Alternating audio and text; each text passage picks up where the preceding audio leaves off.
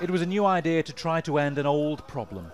Mass peaceful demonstrations on the border between Gaza and Israel, demanding the end to 11 years of an Israeli blockade that cripples life here.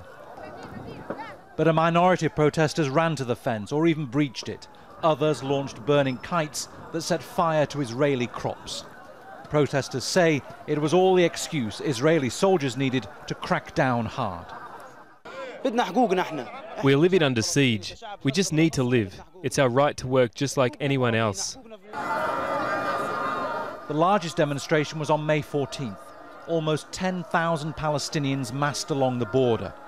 Israeli snipers killed at least 60 people that day. Gaza's hospitals filled with hundreds of mainly young men with life-changing injuries. Most will never walk properly again, which means they'll probably never find a job. I will carry on as normal as I can, and as soon as I recover, I'll go back to the protest on the border.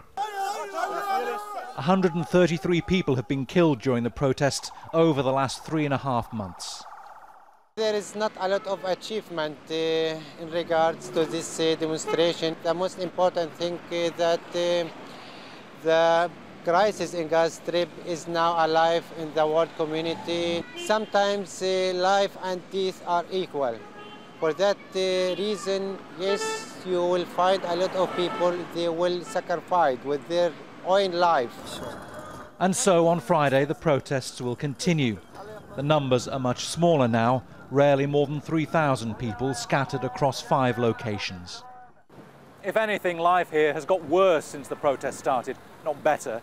Israel has closed the main crossing into Gaza for industrial goods in retaliation for those burning kites. That threatens thousands of jobs at the factories that still survive here. Israel's blockade is as tight as ever. Bernard Smith, Al Jazeera, Gaza.